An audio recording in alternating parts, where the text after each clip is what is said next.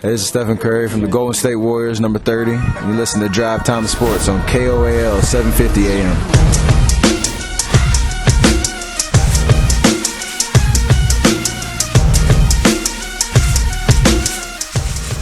We're back on Drive Time Sports, again live from the Auto Forum Studios, continuing our conversation with Tom Perkins, independent NBA scout and also the founder of the website hoopcitynews.com. We'll talk more about Tom's work and what you can find at hoopcitynews.com here in just a moment. One of the things that you will get from hoopcitynews.com are quick 2-minute reads, which are phenomenal. Tom will put his thoughts into it, and ESPN recently compiled a list of all-time great players. I definitely disagreed with their top 10 list, and I believe Tom did as well. But anytime you have the conversation about the greatest of all time, that is such a vague conversation. And we've had that topic here on this show multiple times. How do you break that down? And Tom's going to show us how he goes as far as breaking down the greatest of all time right now. Tom, it's a fun topic, but again, it's very vague. I mean, you have to be precise when you're talking about this if you want an educated top 5. Right. Well, I've always felt when you talk about the best of all time and the greatest player of all time, well, no matter what sport, there's always two distinct categories. Category one is, how did that player play the game? Now, I'll give you a golf analogy. I don't think anybody in the history of golf has ever played golf better than Tiger Woods. However, the second category is body of work. What did you accomplish with those skills? So you see, you can break down skills, shooting, passing, rebounding, this, defense, blah, blah, blah. But then you go into the category of body of work, of course, championships, all-stars and this and that, because everybody looks at fans are very, they're so easily judged by the fact and influenced by the fact that somebody does a crossover dribble and say, hey, look, he did a crossover dribble. He can do that better than anybody. Or somebody jumps from the free throw line and dunks it. And so that guy must be the best. But you have to take both body of work and skill level into account. And, there's a lot of guys that have had a great career. Like you take Bill Russell. What a fantastic body of work he had. 11 championships. But was he highly skilled? Absolutely not. Not at all. Wouldn't he be in the top 5 in centers as far as skills concerned? And then you go to Michael, of course, and you go to Kobe. Yeah, they're skilled, plus they had the hardware and all the accomplishment that goes with those skills. So I think my Tiger Woods and Jack Nicklaus with the 18 majors, that's a good analogy. Jack Nicklaus is still at the top as far as body of work, but as far as skill level, I don't think anyone's ever played as good as Tiger Woods. So, not to get off the topic, but skill level versus body of work. That's the way I look at that. And you have to look at it that way if you're going to say this person or that person is the greatest of all time. There's no question. And when you have this conversation today, I have to remind myself that kids, and I'm talking 18 to 20-year-old kids, they weren't really around when Kobe and Shaq were winning championships. So, of course, they weren't around when Jordan was winning championships. And to someone my age, early 30s, it's hard for me to kind of put that in perspective. I'm talking to people that weren't around when Kobe Bryant was winning championships, right? So there's so many variables that go into it. And you and I had a conversation, Tom, yesterday over the phone, and we were talking about rule changes, right? And when you talk about body of work, one thing that we have to point out here, nobody has a better resume than Kareem Abdul-Jabbar. Nobody has a better resume than Kareem. And so if that's what we're going off of, Kareem Abdul-Jabbar is the greatest basketball player to ever live. In fact, he forced rule changes at the NCAA level. Right. Yeah, you're right about that. When you think about accomplishments and body work and skill, I mean, Kareem's got 6 championships in the NBA. He's got 3 NCAA championships. He's got 6 MVPs. He won Player of the Year in college 3 years in a row. As a matter of fact, even before he got to UCLA, he won a national or at least state championship with Power Memorial. So this guy has has heavy body of work plus those skills that made the league change. Yeah, so there's no question. I mean, Michael Jordan, Kobe Bryant, Magic Johnson, nobody has the resume of Kareem Abdul-Jabbar. And look, last segment, I said Michael Jordan never won anything without Scottie Pippen. You got to be fair when we're talking about Magic Johnson, who I believe is one of the greatest basketball players to ever live. He never won anything without Kareem. I'm still of the mindset that Magic's most surprising and maybe most successful season that he had, it didn't result in the championship. They lost to Michael Jordan and the Bulls. But again, that's another variable that you have to consider, right? A lot of these guys that we're talking about, Tom, they played with other Hall of Famers, and that does elevate your resume a bit. Yep, absolutely. Yeah, and we're talking about a whole host of Hall of Famers. You know, with the Celtics and with the Lakers, they had a whole host of Hall of Famers.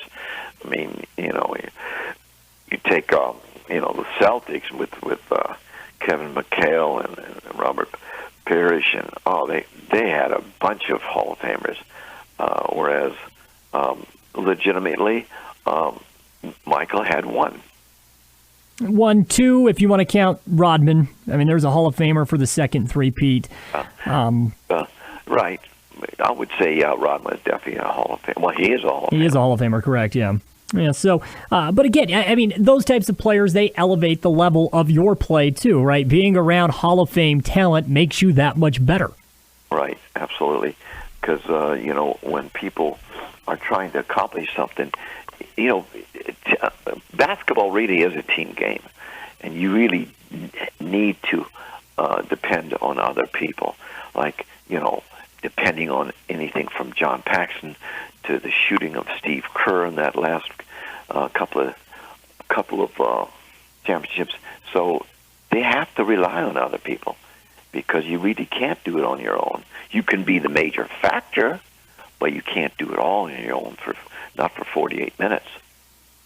Again, Tom Perkins, our guest right now, independent NBA scout and also the founder of HoopCityNews.com. So, Tom, I'm going to give you my thoughts here. I refuse to rank players, especially on the show, because it is a topic that's kind of a dead end for a lot of people. I'm not going to convince you that the greatest basketball player of all time is the same guy that I believe if you don't believe he is. So, I've always said this, and right now where I'm sitting, the 5 greatest basketball players to ever play. You can rank them in any which order you want, but I have Kobe Bryant, Michael Jordan, Magic Johnson, Kareem Abdul-Jabbar, and LeBron James. In my mind, those are the 5 greatest basketball players that I have ever seen. It's no disrespect to anyone else. I don't care what order you put them in. I think you can make a case for any of those guys filling into that number 1 spot. In my mind, those are the top 5 greatest players that we have ever seen.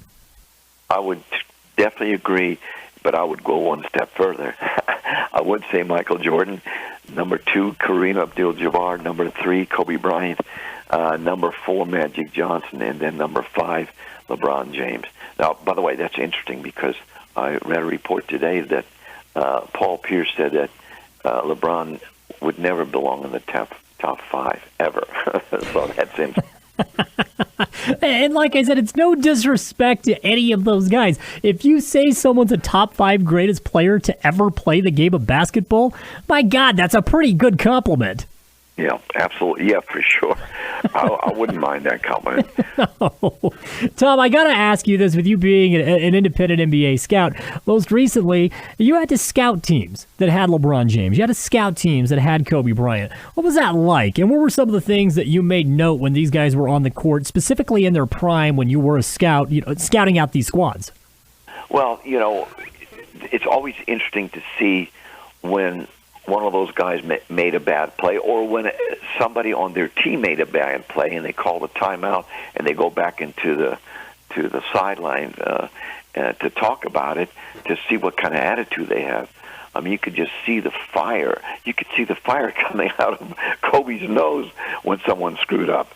And LeBron is not quite as intense, but he gets very sarcastic in his approach to having his teammates screw up. So that's one thing I look for, the temperament. And,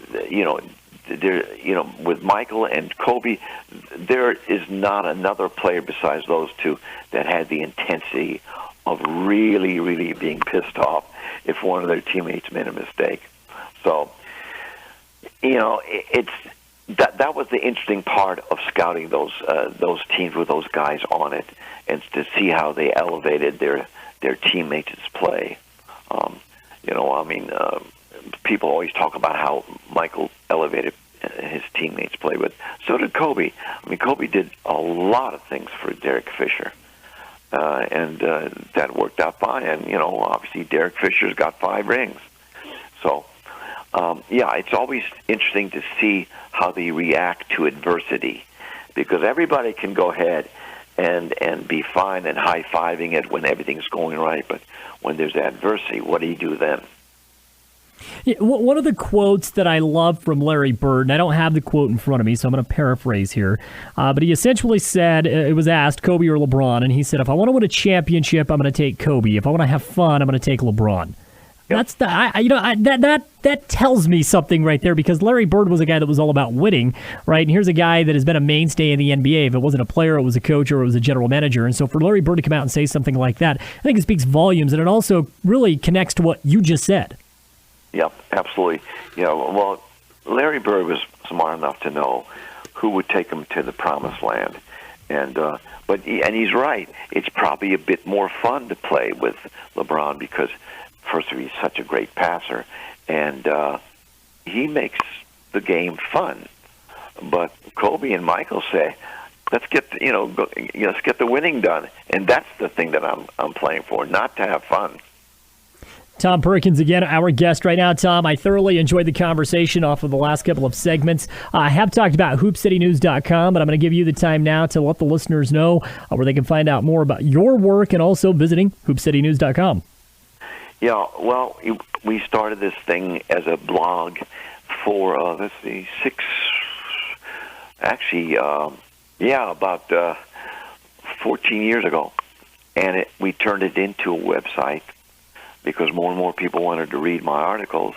So I started writing articles, and then having some talk shows and some podcasts like Jordan's show, and it really made it expand to what it is now. And now we are read in 22 countries. Well, that's pretty special, because when you go on vacation and you see people from different countries wear your Hoop City News shirt, that's very humbling. So we've done real well, and we're trying very hard. We wanted to do it this summer, but that's not going to happen. We're trying very hard to create a basketball camp, a Hoop City News basketball camp. So we'll just have to wait for next year. But I made a lot of great connections throughout having my website, and my readers are very dedicated and very knowledgeable, and I appreciate that. Well, Tom, I always appreciate you taking out the time to join us on the show. I know we'll have more conversations relatively soon. Thank you again for the time today. It was a lot of fun.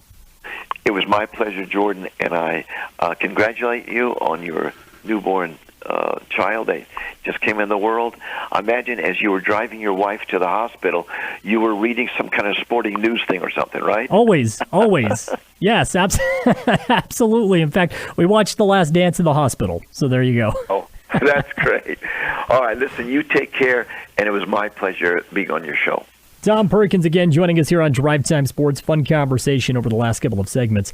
Out of time on the show today. We will be back on Friday. Tomorrow, it'll be Carbon High School's graduation beginning at 4 p.m., and then we'll move right into Emory High School at 6 right here on KOAL. So we will be back on Friday. Have a terrific day. We will catch you then. I am out.